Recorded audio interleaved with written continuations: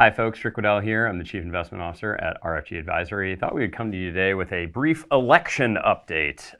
Elections as it relates to your portfolio, as it relates to investing, as it relates to how to think about the economy and the market. And I just want to start out by saying there are a lot of ways in which you can participate in the political process. If you are listening to us from Michigan, Pennsylvania, North Carolina, any one of the swing states, then my sincerest apologies.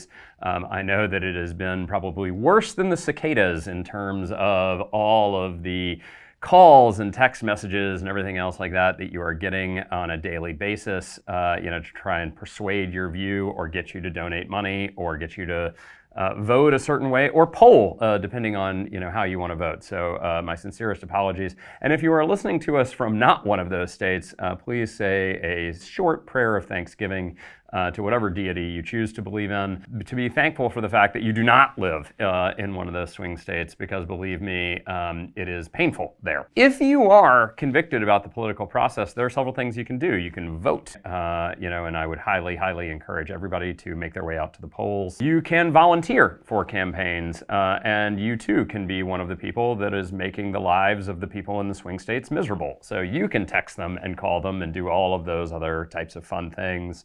You can fundraise, you can canvass, you can poll, you can do all those different things.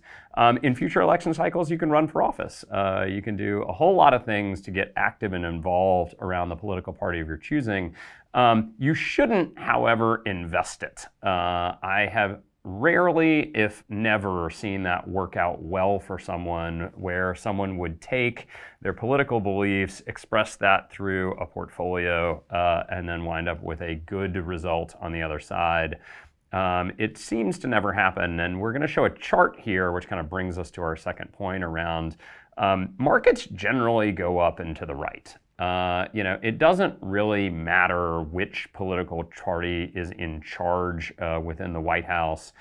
The market over time, particularly over long periods of time, measured 2 years, 4 years, 8 years, the market generally has a very positive upward bent to it as the U.S. economy grows, as the market reflects the sort of growing valuation of that growth. And it really doesn't matter too much whether or not Republicans or Democrats are in control of the White House. The market generally goes up and to the right. If you looked at this chart and you were a terrible statistician, you might conclude that the Democrats are a little bit better for markets than Republicans, because on average, when the Democrats are in office, the market goes up in the low teens, whereas when Republicans are in office, it goes up in the sort of high single digits. If you're a good statistician, though, you would look at this and say, there really aren't enough data points on the graph to be able to actually tease out which one is statistically better than the other. And if we're realistic, the market frequently moves in response to things that aren't political in nature at all and weren't controlled by one of the political parties to start with, i.e. COVID.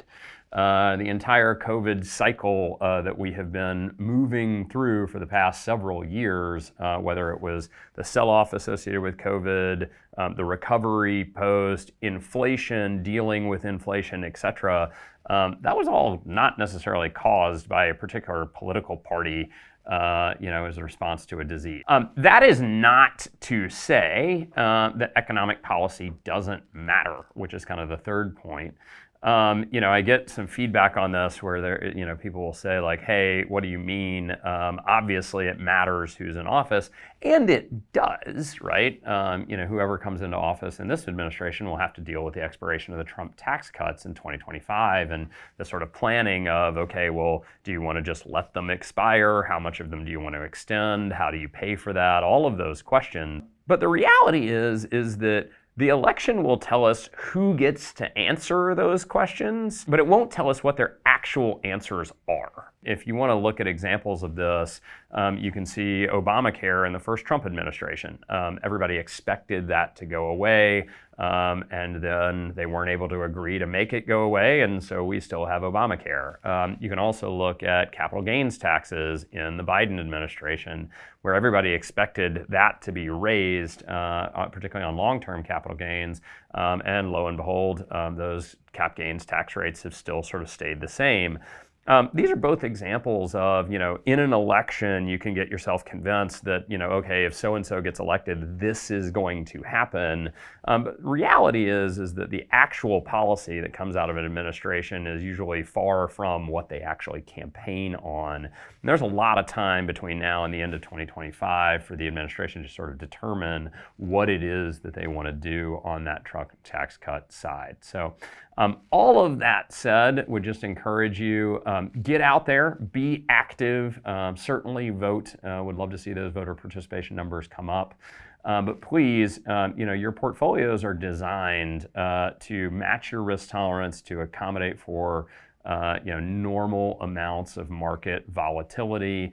They are designed to sort of flow through these. And so please, trust that construction, trust your risk tolerance, and trust in the process. So with that, as always, if you have any questions, please feel free to reach out to myself or to your advisor. I hope you're having a great day, and I look forward to talking to you again soon.